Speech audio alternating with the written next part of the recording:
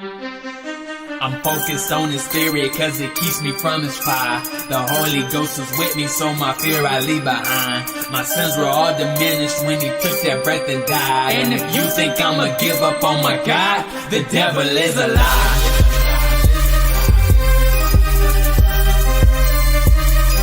The devil is a lie.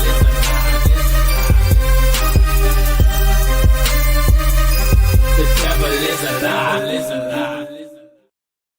Hello. Welcome to Black Tea News. I'm your host, Kristi Noem, and today I'm pleased to report that Gina Carano has reached a settlement with Disney. We don't know the details as far as like what kind of money went down, which, by the way, I don't think she was really like in it for so much the money. I think it was the principal. I think it was, I don't know, wanted some kind of apology situation going on. But and her family's really, really wealthy. Like they're into like casinos and all kinds of different stuff. So I don't think she's like hard up on that end, or that was really the point.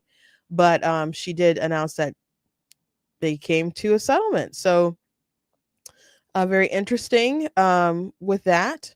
Also, I want to talk about Kristi Noem. Kristi Noem is upset at South Park. I think if people on the right are going to take the time to be mad at South Park is definitely going to keep making fun of you. Charlie Kirk was mocked on South Park, and he just laughed at it. And people are actually mad that he found humor in it. They're like, oh, he doesn't understand that we're laughing at him, not with him. Well, he's laughing along with you, whether you're laughing at him or not. Like, Charlie Kirk hears crazy things all the time. South Park making fun of him isn't going to be a big deal. But Kristi Noem being upset about it, and announcing that she's upset about it, they're just going to zoom in more on you. So you just got to kind of take it. It's a far less embarrassing thing than other stuff that was going on about Kristi Noem. So we'll discuss that, and also a story that I wanted to touch on yesterday about Hamas and the different aid that was being taken in Gaza. So before we jump into everything, I encourage you guys to go to blackteanews.com, check out different content on the website, articles, videos, etc. If you like what I do here, please consider leaving a donation on the website because it does cost a stream. From my side, other good stuff, you guys can support it. Very much appreciate it. Appreciate you guys. You guys can also do super chats and stickers and things like that if you want to support, like send something while you're watching. But the best way to support is to just go to the website and to donate there. You guys can also check out different merch that's available on the website, like these cool goat hoodies. We're still, in the summer, but we're moving toward the fall, so you guys can get these cool hoodies. And GOAT stands for greatest of all time, so you guys can check that out. We also got mugs if you guys want to get some, keep you warm, like a mug. Then you can fill some cocoa or pumpkin spice stuff in it, which, by the way, I don't discuss it too much because I guess there's nowhere for you guys to really get it unless you're local. If you're local, you guys could order this stuff from my brother. My brother makes cheesecakes. That's his thing. He went to culinary school, he graduated and all that stuff. But he has like 30 different flavors or something crazy like that with cheesecakes. And so people are like, pumpkin spice this, pumpkin spice that, all the time in the fall, people are obsessed with it. So he decided to make a pumpkin spice cheesecake. And I have a photo with me. I saw this Trump thing and it made me think about it because it's a pumpkin spice season thing. So we have like Bible study over his house, and some of my sisters, my dad lived with him too, but some of the people from church come over on Wednesdays and we have a Bible study and we eat and stuff. So after we got finished with dinner, they served some of his cheesecake. And so one person was like, I don't know about that. I don't like pumpkin spice. And then she tried it and she's like, this man can do no wrong. And so it was really good. It was really good. So she'll be trying to roll that out. I would really love if he could get it together, something where people could order online and ship and take orders like that. Maybe that's like kind of his next phase, but he makes really good cheesecake, guys. Really good. Um anyway, let's move on with the story. I hope you guys are ready for the weekend. You guys know I got church tonight, got church this weekend. I'm excited for it. Um Also, I'm going to support some kids. Their mother used to go, well, they used to go to our church, but their mother used to go to our church. She passed away during the pandemic, not from COVID, but she had cancer, was keeping it real close to the chest. I didn't know she was really sick until like right before she passed. I mean, like the day before. But I love her girls, and they're doing a production of Frozen. So one of them was playing Elsa, got the lead role. So this is what I'm going to do Sunday evening. So I got a busy weekend in front of me, but we got one more day today to talk about some news. And I was glad to hear this particular piece of news. So Gina Carano had posted or tweeted this article from Variety talking about how she has reached a deal with Disney. And so we'll read that, and then we'll back up a little bit and explain what happened. But Gina Carano sued Disney and Lucasfilm with the behest of like Elon Musk, because he was like, if someone has been targeted and wrongly fired because of stuff that they said on X, we're going to cover your legal bills. And so I guess the person who had openly been fired because of stuff they tweeted, everyone was like, hey, what about Gina Carano? He's never met her. But his legal team worked with her and stuff, and Disney kept trying to get the stuff thrown out, and that didn't keep happening with it being thrown out. And so eventually this deal has been reached. So this is her statement. I've come to an agreement with Disney/Lucasfilm, which I believe is the best outcome for all parties involved. I hope this brings some healing to the Force. She was on The Mandalorian. I want to extend my deepest, most heartfelt gratitude to Elon Musk, a man I've never met, who did this good Samaritan deed for me in funding my lawsuit. Thank you, Mr. Musk and X, for backing my case and asking for nothing in return.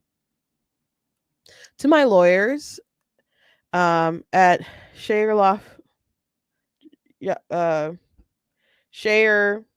Jaffe, who walked me through this unknown territory, thank you for your wisdom and guidance. I am humbled and grateful for God and his love and his grace in the outcome. I'd like to thank you for all of your unrelenting support throughout my life and career. You've been the heartbeat that has kept my story alive. I hope to make you proud. I'm excited to flip the page and move on to the next chapter. My desires remain in the arts, which is where I hope you'll join me. Yes, I'm smiling from my heart to yours, Gina. So that's what she, wrote online. And it seemed from other stuff the Disney released that they could be working together. Like, so we don't know how much money was involved or how much money passed hands, if they decided to even have money pass hands. But Disney said, we look forward to identifying opportunities to work together in the future. And that just seems kind of striking for someone who just sued you. So I'm assuming maybe that's kind of the deal, This is the article from Variety. Lucasfilm and Walt Disney Company have reached a mutual agreement in their legal dispute with Gina Carano following her firing from The Mandalorian. The Lucasfilm spokesperson said in a statement provided to Variety, Walt Disney Company and Lucasfilm are pleased to announce that we have reached an agreement with Gina Carano to resolve the issues in her pending lawsuit against the companies. Ms. Carano was always well respected by her directors, co-stars, and staff, and she worked hard to perfect her craft while treating her colleagues with kindness and respect. With his lawsuit concluded, we look forward to identifying opportunities to work together with Ms. Carano in the near future. And to me, again, that sounds like the deal they reached was that she gets to do future projects. Who knows if she got any money? Who knows if she really wanted it and probably just really kind of wanted more of an opportunity. Again, I don't know what her personal bank account is or what she gets from the family stuff, but her background is wealthy. Carano was fired from The Mandalorian in 2021 after sharing several controversial social media posts, including one that compared a Republican to being Jewish during the Holocaust. She would, in that particular picture, it was during like COVID, people like snitching on their neighbors and stuff. I don't know if it was specifically really Republican, because I don't think she really identified much as one. She didn't know that much about politics. She just kind of dabbled a bit. But at the same time, you have like Pedro Pascal, who would be posting controversial types of stuff all the time and still says stuff that's quite political. I mean, on the Fantastic Four, this wasn't Pedro. This was another co-star of Fantastic Four, but he said something about if he had the Thing's powers, he'd be throwing some fascists, into space or something. And I'm like, I wonder, I can imagine who he's maybe talking about, but I wonder if he even knows what that word actually means.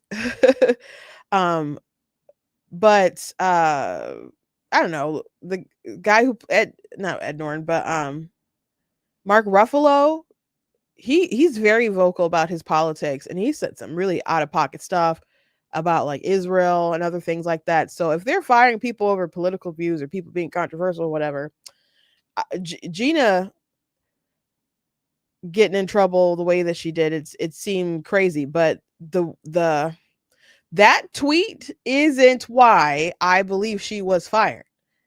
And I'll finish this paragraph and then I think I'll explain. She was dropped as a client by UTA at the time.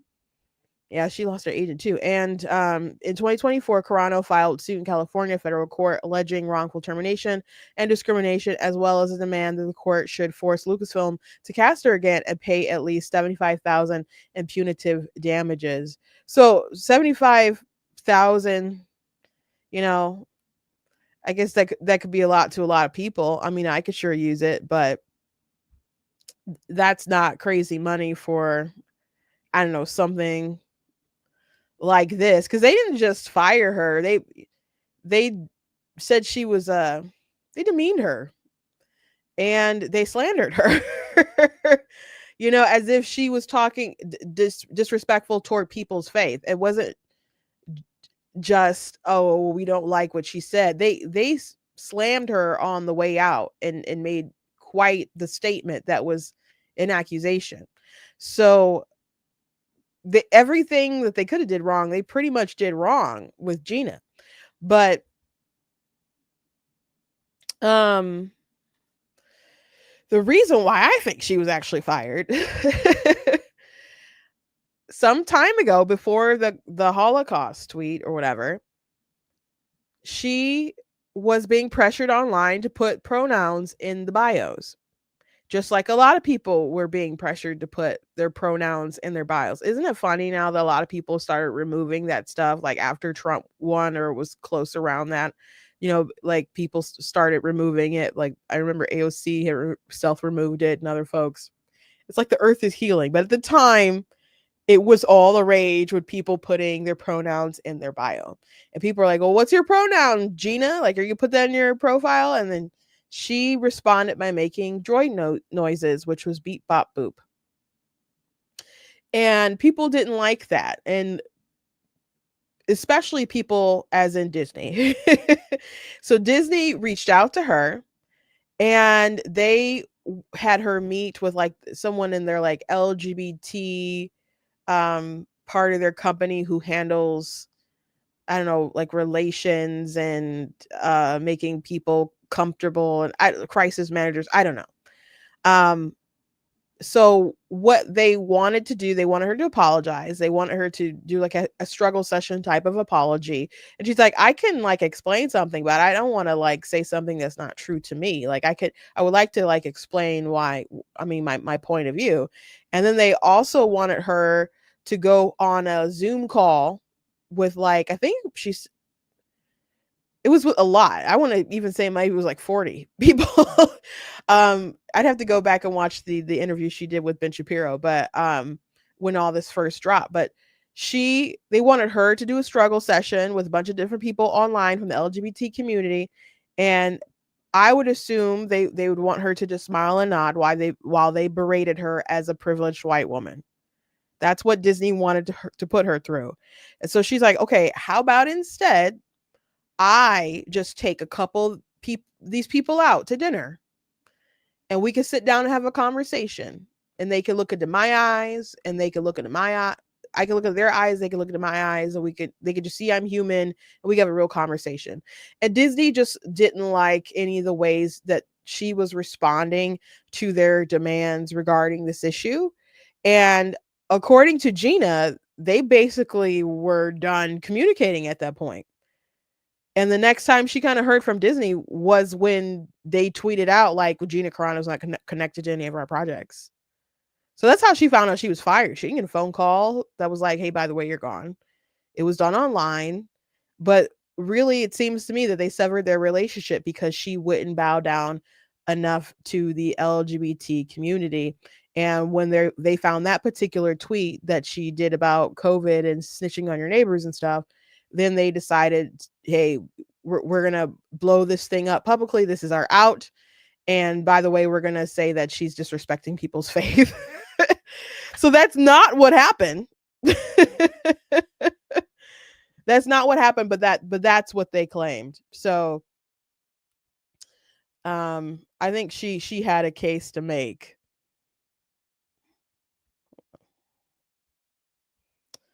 Hold on. Disney's lawyers filed a motion in April 2024 to throw out the lawsuit, arguing that it had a First Amendment right to fire the actor, stating it has a constitutional right not to associate its artistic expression with Carano's speech. Carano fired back in a post on X, writing, Disney has confirmed what has been known for all along. They will fire you if you say anything they disagree with, even if they have to misrepresent, malign, and mischaracterize you to do it. They are now on record letting everyone know who works for them that Disney will take any chance they can get to control what you say, what you think, or they will attempt to destroy your career. Glad we cleared that up. The First Amendment does not allow Disney to wantonly discriminate, which is what they have done in my case, and frankly have now admitted they did. If you ever wanted to know what today's Disney values are, they just told you. Carano's lawsuit was funded by Elon Musk, the owner of X. We already know that. She also had wrote on Twitter like the truth will set you free. We went through her statement, and that is the end of the Variety article, basically. So I'm glad. An earlier video that I did on YouTube, you can find it. It was like 5 takeaways from the Gina Carano thing. It's not said called thing, but I just can't remember the exact title. But but from the Gina Carano situation or something like that. But one of my main takeaways, I think it was my final takeaway, was that Gina wasn't too into politics, and she was just kind of learning at that point. I think it was clear that her leanings were kind of more right, but she was figuring it out because she was like, okay, I'm an adult now. Like, I really need to start paying attention to this kind of stuff. And what she got was just vitriol. She lost her job. She lost her representation. And it wasn't just like the job. When Disney accuses you of like not respecting Jewish people or whatever, like that's not good for your career and whatever the next move is. So, you know, she was in a bad place mentally. Ben Shapiro like called her up and like immediately was like, we want to announce right now that we will make a movie with you, which was Terror on the Prairie, which I watched it, wasn't crazy about it. It's not really my genre of things that I like, but you know, there's a few like Western kind of stuff that I like, but I didn't love it. But I wanted her to succeed, and she was very grateful to Ben Shapiro and the Daily Wire, but she was newly into politics, and they pushed her in the arms of Ben Shapiro, and that's what happens to quite a few people. Like, people are wondering why the Democrats are so bad with men, like young men. It's like maybe because you go around saying the future is female and that men have to shut up about stuff and just affirm and agree and no uterus, no opinion, and all this different stuff, that the patriarchy sucks, that we're done with toxic masculinity, you know, that working out is a gateway to right wing culture. Just all kinds of stuff that they don't like. And men are kind of like, where am I supposed to go? If they hate my guts, unless I want to just, you know, go around with absolutely no shame, my only other option is to join the Republicans. So I think this culture shift or some of the voting, a lot of things have happened in the past, year or so. And even Trump's electoral victory isn't so much about him. It's about the Democrats just being so bad at what they do. I think like in a normal world, like why would Trump have won re-election with all the stuff that had been going on? Even if you argue like the stuff that they went after him for, like there was stuff that wasn't illegal, but there's still like things that are behaviors that were like unsavory, right? And it's just weird. And you could say, well, Christina, he did win his primary. Yeah, that was a lot about people really, really taking offense to the Democrats attacking him so harshly. And they're like, well, if we abandon him, then they win. Was kind of a lot of people's attitudes.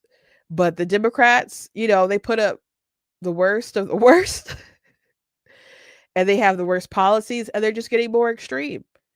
And James Carville was talking, he's supposed to be like a strategist who's like middle of the road, not middle of the road, but just like, I don't know, a solid guy on their field who's supposed to talk common sense.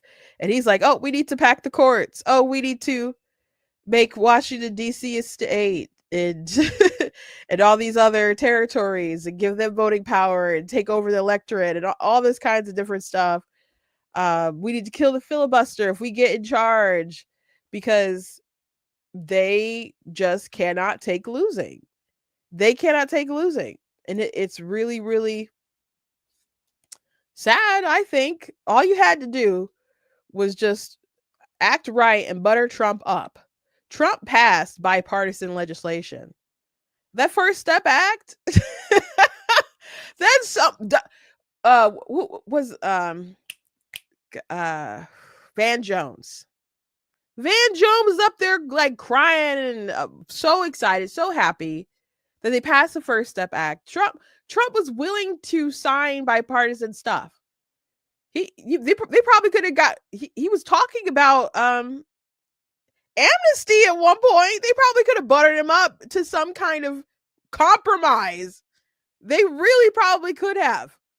His base wouldn't have liked it. I wouldn't like it. But they just did everything wrong with this man. They just did everything wrong with this man because they just couldn't take the fact that he won. And it just got worse. But anyway, they keep driving people over to the right. Now, I think people who are driven over to the right, they need to actually convert to like actual conservative values and so on. I don't think when people like just immigrate to the country and they move to a different state and they still try to keep their same values, but they just wanted to escape where they were at. We can't let the Republican Party become just a refuge for all of these other different ideologies that didn't work and just try to integrate them to be more inclusive for them. Now, you left those places for a reason. So now you need to, analyze your worldview and come to the conclusion that the stuff that made them crazy, like, you didn't go as far, but some of the things that you think are a bit crazy. So come on over to our side and leave that left wing stuff behind. But anyway, glad to hear that Gina got a win. Really glad to hear it. Next I want to tackle Kristi Noem. And she is upset about South Park. Now, I don't I don't get it. Um it's the like I know it's an iconic TV show. They a lot of stuff makes fun of a lot of stuff. Now, apparently they didn't do too much about like Joe Biden and other stuff like that. People could question that. But I think it's really easy to make fun of Joe Biden. There's certainly funny jokes you can make about Joe Biden. But as far as like entertainment value and water cooler sort of chatter, Trump is just more of a moneymaker. Let's just be honest. I love watching comedians. I like a good Joe Biden impression and people, making fun of him and oh, never mind, or the way that he would speak and be confused and other things like that. You know, people could do good Joe Biden impressions, but a good Trump impression. There's this one guy who keeps doing impressions of Donald Trump, talking about how he wants the ring in the Lord of the Rings. And it's so funny. It's so funny. I'm gonna have to excuse me for a second. I'm gonna have to. There's too many ads on these New York Post videos. It's messing up the stream. So I was gonna share it, like screen share it, but it was like slowing up the live. I don't. You got too much stuff on here, New York Post. But I understand why they want to talk about Trump. Trump's already a funny guy anyway, like he himself. There's a lot of situations that pop up around him that are just kind of unbelievable, and it just makes for good TV. So people are saying, "Well, they didn't talk about Biden. They didn't do." Biden is when it comes to Trump and Biden is really boring, really boring. There's some good TikToks and stuff about Biden, but come on, everybody talks about Trump for a reason. Everybody talks about Trump for a reason. DHS Secretary Kristi Noem blasts South Park after show brutally mocks her appearance. Homeland Security Secretary Kristi Noem has blasted South Park creators as lazy and petty after show cruelly mocked her appearance, depicting her as a vain Botoxed bimbo. If that was the route they were going, it sounds like it was probably a funny episode. I've never watched South Park. I don't think that was something our parents really wanted us to watch. There's only literally one episode of South Park that I've watched, like, I guess in entirety. I've seen clips online before, but one episode, it was like anime. And they made like a theme song and they were drawn kind of different. I think that was maybe the only one that I saw, and that's just mostly because I'm an anime buff. But I've never been into South Park. It's been on for a long time. But it sounds like I would assume the episode is maybe kind of funny. It never ends. But it's so lazy to constantly make fun of women for how they look. Noam 53 told Glenn Beck on his podcast Thursday. It's always the liberals and the extremists who do that. If they wanted to criticize my job, go ahead and do that. But clearly they can't. They just pick something petty like that. Now they did more, I guess, than just talk about her being a Botoxed vain bimbo, which, let's be real, she seems like she used Botox. A lot of these politicians and celebrities and people in the public eye like their Botox, and I think she's probably used too much, just to be frank. But Noam admitted she hadn't watched the latest episode in which she's portrayed as a glammed up ICE agent who loves Botox, kills puppies, and arrests anyone who's Hispanic. This sounds funny. It sounds funny. I'm sorry. It sounds funny. I told you guys, I think about this before, but last year I went to the Faith and Freedom event or whatever, and she was a speaker there. She was like the main headliner, and for the dinner, and I didn't like her speech. I thought some of the things that she was saying weren't true about her role in her state and like the gender identity politics and so on. And at that point in time, she had said some deceptive things about uh, Governor Ron DeSantis because she obviously was fishing for roles in the Trump administration. And this was around the time when she came out with her book, which she obviously was dishonest about some things that were in the book. But one thing that she decided to do was tell the story about how she killed her puppy. We talked about the story at the time. So there were people who were like in the back just calling her like a puppy killer, just like saying it under their breath and like making some puppy noises every now and then. Pretty disrespectful, but was it funny?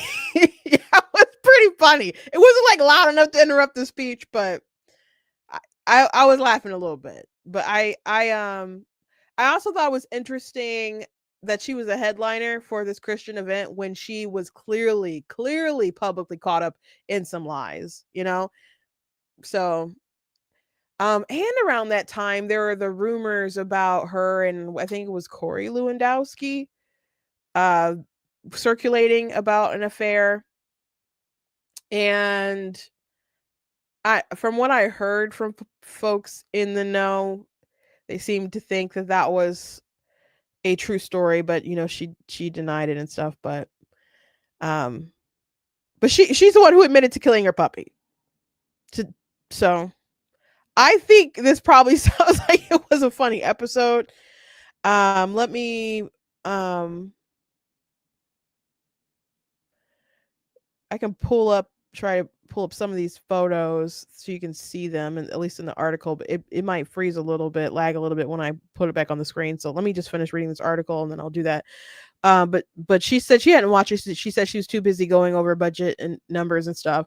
Um, and this comes after the White House ripped South Park as irrelevant and accused the show's creators of desperately seeking attention following a spate of recent episodes that roasted President Trump and his administration.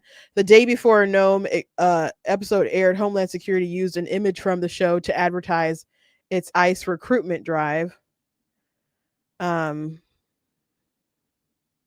We want to thank South Park for drawing attention to ICE law enforcement recruitment. We are calling on patriotic Americans to help us remove murderers, gang members, pedophiles, and other violent criminals from our country. A statement from the agency said ahead of the show. Benefits available to new ICE agents recruit include up to $50,000 signing bonus, student loan forgiveness, and retirement benefits.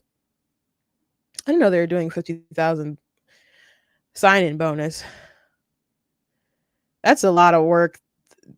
Though I mean, and so many people like hate ICE agents or doxing them and they throw bricks at people. That's a rough gig right now.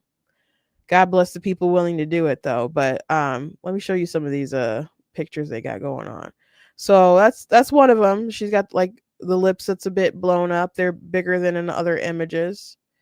But I think that's I think as far as a cartoon looks, I think she looks nice. Like for like a cartoon. If you think about like kind of how she is in like real life, I think that's a decent depiction of Kristi Noem. I don't think it's not like they drew all super gross or whatever. But yeah, here she's bigger lips there. She's got smaller lips here. I don't think it looks terribly like her. I mean, I know who it's supposed to be. And you know, she's behind, she said, oh, they don't do policy. She's the love of arresting anyone Hispanic seems like his policy. and they got this photo But that's like the photos and stuff that they actually take. So what's the offense here? What's the offense here? What I didn't see. You said you liked Vance's response. I didn't see Vance's response. So let me see if I can find that real quick, or you guys can let me know in the chat. But I didn't see Vance's response. But other people just kind of shrug this stuff off. I can understand not liking it, but when you respond poorly to this stuff as a public figure, they will just feel more empowered to go after you and make fun of you. It becomes part of the bit, like one of the reasons why we've talked so much about Sydney Sweeney and the jeans, not just because the ad was just that good. It's because of the reaction to it, the libs flipping out about it, saying the crazy stuff about the eugenics, and then it just became a bigger conversation, and because we started making fun of them. So if South Park is making fun of Trump, and they're going to for the duration of his presidency, they don't even like draw. Do they always do that with South Park? I don't know. Again, I don't watch the show, but they just have like his real face, and they have Vance's real face instead of like drawing him as a South Park character. Do they normally do that, or is he just like that special? Because you could make the case that Trump is just that special and iconic that you would just have his straight up face on there. Oh yeah, he did. Okay, yeah. I did see that when he said, but finally I made it. Just kind of laughing it off. That sometimes it's all you can do is just laugh it off. And that's what Charlie Kirk. Let me see if Charlie Kirk. Find Charlie Kirk's.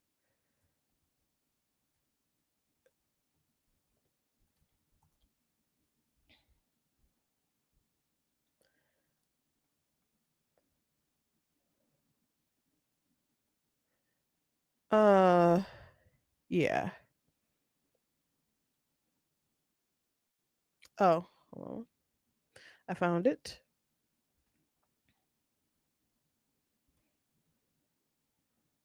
The South Park episode just dropped, and honestly, it is hilarious. I mean, part of it is kind of like whatever, typical humor, but it was hilarious. Just watch this little snippet of our Prove Me Wrongs, our viral cultural domination on prime time on Comedy Central. So important, so impactful that South Park is highlighting. Watch it.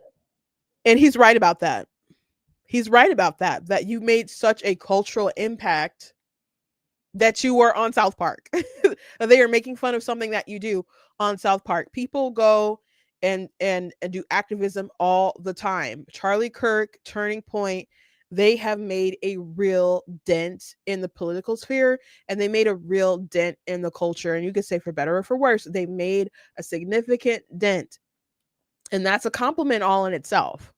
So why wouldn't he be impressed with what they're doing? I'm sick of people stealing my stick. If anyone around here is going to be a master debater, it's me. So let's go. Who wants to debate the master debater? Let's go. You right there. That's the stupidest haircut I've ever seen. You are bound. Leviticus 3:17 says it shall be a perpetual statute for your generations throughout all your dwellings. So you can shut up, baby. You just hate America and you love abortions. Not only that, but Jeremiah 1:5, I made you in the womb. South Park gets this right. In fact, I think they've been watching a lot of Charlie Kirk videos. Watch. Oh my God, what makes you think you have the right to say what I do with my body? Let me ask you something. If a pregnant woman is killed and the baby dies too, why is the killer charged with a double homicide? Well, but because people have different beliefs. It's not about belief, it's about truth. Science confirms life begins at conception. So yes, Jeremiah 1:5 says, before I formed you in the womb, I knew you. But it's just morality that demands we protect the most vulnerable. And we got our own award show as part of South Park. I was told going in, Charlie, if they say your name, that's a big win. Well, apparently there's the Charlie Kirk Awards. Hello and welcome to the 3rd annual Charlie Kirk Award for Young Master Debaters. More and more young people today are learning to fight for America through masturbation. We're here to honor the recent efforts of a brave young man who has been furiously master debating for the past several days. Now, there's going to be a lot said about this, but we need to have a good spirit about being made fun of. This is all a success. This is all a win. We as conservatives, we have thick skin, not thin skin. And you can make fun of us. It doesn't matter. And until next time, I hope all of you also become master debaters for truth. So yeah, he totally right attitude about it. And I did see some TikToks of people again saying stuff like, oh, he doesn't even realize that we're making fun of him, and oh my gosh, he's gonna be so upset at this episode. And he may be pretending like he's not upset, but we know he's really upset, or maybe he's like, I know I've already made it. I know I've already been doing really well. I mean, Turning Point is a huge organization. They've helped elected a president, right? Re-elect a president, win other sort of races, and they get huge contracts from like the RNC and other stuff like that to get stuff done. So Charlie Kirk has done very well for himself and his organization. And on top of that, you know, what they make fun of him, he's just doing what he does, going out and debating people on college campuses or whatever. One thing that I thought was funny was how he kept putting his mic down and then drinking the water. I'm like, oh, he does that. It's funny. It's funny when you see someone do a parody of something and then you realize like, oh my gosh, they do that thing all the time. I just never put that together. But yeah,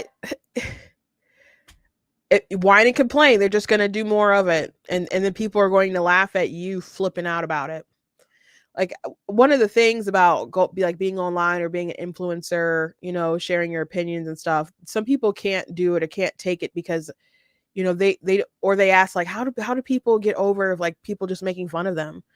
And you just really have to understand that if you give these people power to make you upset, then they win. Then they win. If there's things you don't like about yourself, but things that you can change, you know, go ahead and try to make that change. But realize that power is in your hands. It's not in their hands. So why are you giving them the power to make you upset about it? Like the ball is in your court. And if it's things that you can't help and can't change, like then they're probably just terrible people, you know?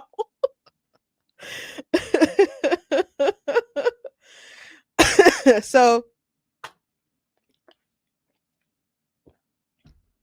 if you can't change it, you can't change it. But I also think that like if people make fun of you rather than deal with your argument or something, then I see that as a win. Like if they just go straight for ad hominem attacks, some people will just start deleting that stuff. I probably need to delete more people or whatever for crazy stuff that they say. You know, the only thing that kind of just eventually I block people if I feel like they're not tracking and we going back and forth and they're just bad faith, or the conversation is just too crazy and they're not tracking. And I'm like, okay, you said enough ridiculous things and I just kind of don't want that energy on my page anymore. But if I take the time to really kind of lay out my argument and people, you know, I don't know, pretend like I'm just saying stuff. I'm like, what? Like I'm insincere or whatever. That's annoying. I'm like, okay, well, if you believe I'm kind of lying, block. I guess we don't need to have a conversation if we can't have a good faith conversation. But people going after because of like physical appearance or anything like that, like no. I mean, they talked about Charlie's haircut, but Charlie's married. He got a woman. He's got kids. He's got a life. What does he care? If he really doesn't like his hairline, he could pay to go get another one. So Kristi Noem should definitely take a page out of his book and not really address that stuff. And Trump can have some really incredible thin skin, which is really interesting because he's made fun of himself so many times, gone on SNL, done some really great skits, making fun of himself. But sometimes he just is so annoyed when people make fun of him too. So and he could definitely dish it. he could definitely dish it. If you dish it, you better be prepared to take it. For sure. The funny thing, Charlie Kirk is a good debater, but as far as like pro-life stuff, I feel like he's not um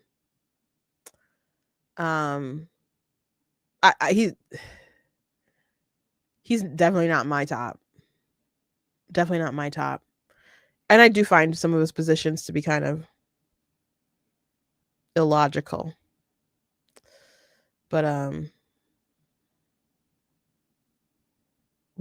we've chatted about that before. We'll have to chat about that some other time. I wanted to show you guys this video yesterday, but we ran out of time. And so there's this anti-Hamas protester who talked a bit about how Hamas has been able to have such a grip of power still. And that's really how they're manipulating the food. And so I wanted to go ahead and show this. قبل 7 أكتوبر كان في وزارات. You guys are gonna I'm gonna disappear myself so you guys can read that at the bottom. قبل 7 أكتوبر كان في وزارات مالية جباية كل هذا، حتى التهريب كانوا بيستخدموا أسلوب التهريب من أجل إمداد خزينتهم، الخزينة العسكرية وخزينة الحكومة التابعة لها. بعد 7 أكتوبر كل هذا انتهى، لا يوجد خزائن مالية لحماس، لا توجد جباية، لا يوجد أي شيء يستطيعوا من خلاله إعطاء الموظفين الخاصين بهم رواتب أو شراء السلاح أو ما شابه. هذا كله بيخلينا نفكر كيف حماس خلال فترة السنتين استطاعت الصمود بشغلة واحدة فقط، وهي المساعدات الإنسانية. وطريقة المساعدات الإنسانية هي اللي بتأهلها إنه تقدر تستمر في الحكم. أنا شخصياً كنت أشتري صناديق المساعدات التابعة للأمم المتحدة، الهلال الأحمر، الصليب الأحمر، كل ما هذه المساعدات كنت أشتريها من الأسواق، السوق السوداء. هي تباع على شكل بضائع، لكنها في صناديق المساعدات التي أرسلت مجانا للمدنيين. تستطيع أن تتحكم بالسكان من خلال إطعام الناس. نحن نأمل أن يتم تغيير آلية المساعدات وألا يوافق أحد على آلية المساعدات التي تطالب بها حماس.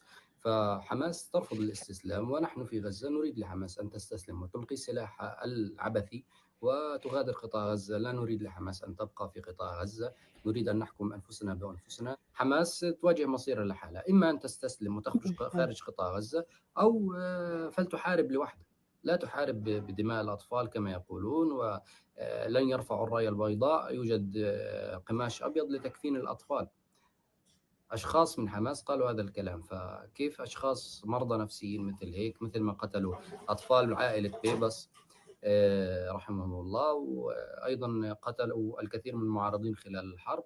الحل هو فصل الناس عن حماس، إنشاء منطقة إنسانية آمنة خالية من حماس، وإدخال الناس إليها بعد التحقق من الهوية، وإيصال المآوي والغذاء والماء والدواء وكل ما يلزم السكان إلى هذه المنطقة. هذا هو الحل الوحيد. أما ما دون ذلك سيبقى عدد الضحايا المدنيين بسبب عنصر واحد مرتفع جدا. So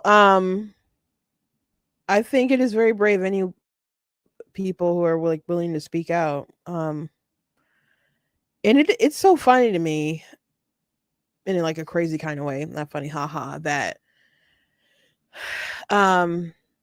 I don't know, there's so many people who are pro free Palestine but don't uplift voices like that or really call for Hamas to drop arms and surrender and leave. And it's always like Israel is a sole issue and problem, and you don't even hear them talk too much about like them returning the hostages or at least the bodies of the people who's left. I'm always surprised when I hear that someone is still alive, but they feel empowered to release videos of hostages who are starved and digging their own graves because people in the West will give them cover. They'll say, "Oh, well, we need to recognize them as a state and have a two-state solution." When they don't want a two-state solution, they want a final solution. But I know there's people in Gaza who don't want Hamas to be in charge because Hamas feels free to just post like, "Hey, we had some executions today of people who were, sympathetic to the settlers," is what they'll refer to the Israelis as. And there's just a lot of silence from people. But they do take the aid trucks. So the New York Post reported 90% of UN aid trucks in Gaza were looted by starving Palestinians, armed actors before reaching destinations, said officials. Nearly 90% of aid trucks collected by the United Nations along with Gaza's borders didn't make it to their intended destination since mid-May due to looting from starving Palestinians or forcefully armed actors, officials said. The UN Office of Project Services found that of the 2,604 aid trucks that entered the war-torn enclave from May 19th to August 5th, only 295 vehicles, or 12%, were spared from theft or mass looting, according to the agency's monitor and tracking dashboard. Israel has repeatedly blamed Hamas for looting aid trucks. However, the UNOPS report did not name the groups that were taking the food. Okay. Sure.